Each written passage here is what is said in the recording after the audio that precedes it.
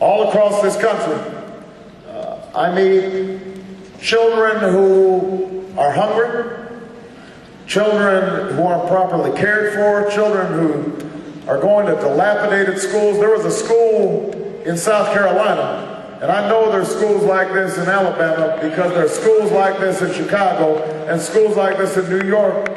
This school was built in the 1800s. The auditorium had completely collapsed. Nobody could use it. The kids had to assemble in what used to be an old boxing ring. It was 100 degrees in there when we visited. No air conditioning, no fans. They've got classrooms in trailers right next to the railroad tracks. Every time the train goes by, the trailers shake and the teacher has to stop teaching. But you know what? There's some new prisons in South Carolina. New jails and old schools, and that sends a message to our children about what we value and what we think of their futures, what our expectations are all across America.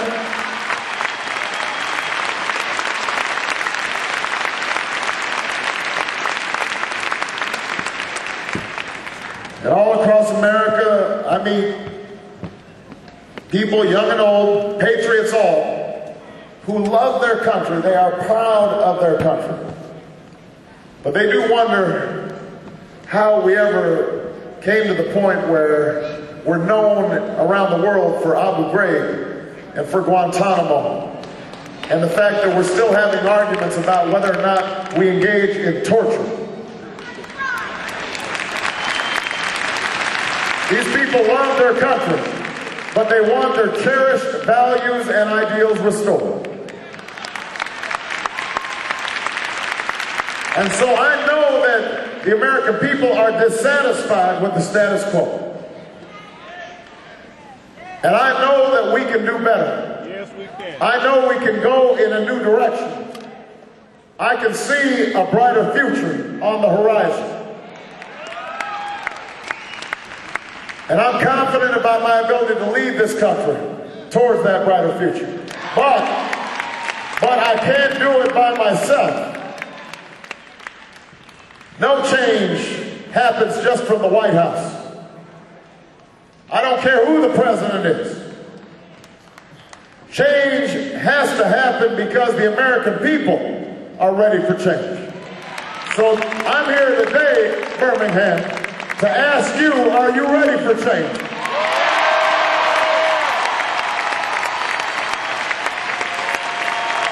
I want to know that you're ready for change. Because if you're ready for change, we can go ahead and tell the lobbyists that their days of setting the agenda in Washington are over. They have not funded my campaign, they will not run my White House, and they will not drown out the voice of the American people when I'm President of the United States of America.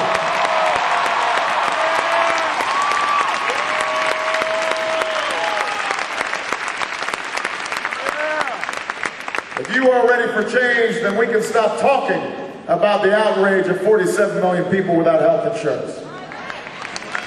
I know something about this. This is personal. My mother died of cancer when she was 53 years old. And you know, that was hard enough. She never saw her grandbabies. But you know what made it worse was watching her reading insurance forms on her hospital bed because she had just gotten a new job and the insurance company was saying maybe this is a pre-existing condition, so that maybe we don't have to pay for your medical care. I remember seeing the worry on her face. I know what it's like to see a loved one suffer, not just because they're sick, but because of a broken healthcare system, and it is wrong. And that is why I have put forward a plan to make sure everybody has health care that is at least as good as the health care I have as a member of Congress. And you won't be excluded for a pre-existing condition. And we will negotiate for the cheapest available price on drugs. And if you already have health insurance, we are going to lower your premiums by $2,500 per family every year. And if you're a young person who's just got out of college and maybe your job doesn't have health insurance, you'll be able to stay on your parents' health insurance until you're 25 years old.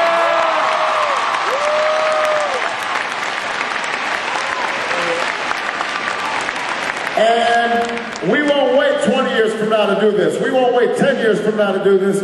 If you are ready for change, we will do this by the end of my first term as President of the United States of America.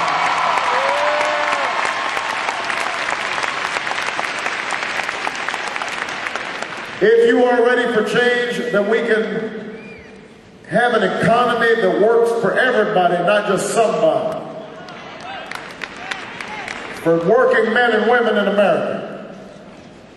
You know what we can do? We can stop giving tax breaks to companies that ship jobs overseas and put those tax breaks to work right here in the United States with companies that are doing right by American workers.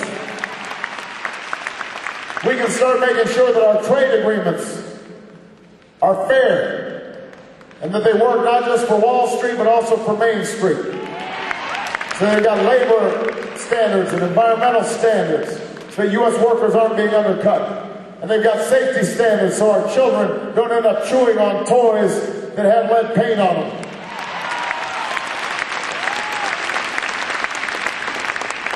We've got to change our tax code. I've proposed middle-class tax relief. People making less than $75,000 a year, you deserve a break. You deserve a break. And so we're going to offset some of your payroll tax, so you save about $1,000 per family. If you're a senior citizen who is bringing home less than $50,000 a year, you won't have to pay taxes on your Social Security. And if you're a homeowner that doesn't have a big fancy house, so you don't itemize your deductions, you're going to get more of a mortgage deduction. And we will pay for it by closing corporate tax loopholes and corporate tax havens and taking away some of those Bush tax cuts to the wealthiest Americans because they didn't need them and they weren't even asking for them.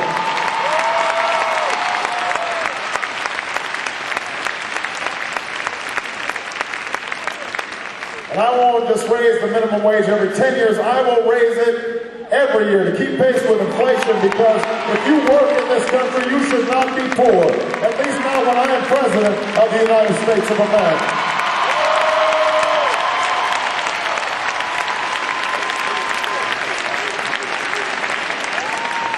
If you're ready for change, if you are ready, then we can make sure every child has the best education America has to offer. From the day they are born till the day they graduate from college. We know what to do. We know what to do. We know we have to invest in early childhood education. So every child is prepared when they start school. We can close the achievement gap.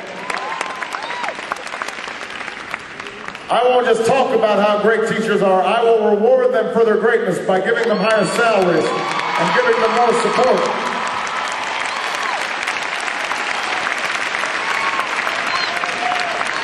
I want to maintain the highest standards for our schools.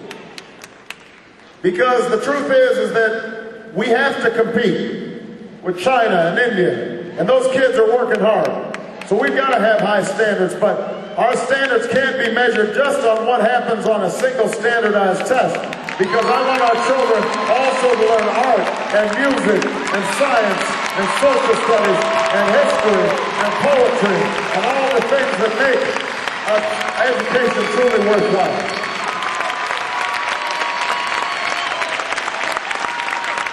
And I don't know about you, but I think it's about time we made college affordable and accessible to every young person in America. So we're going to put in place a $4,000 tuition credit. Every student, every year. Now, you're going to have to give something back. You're going to have to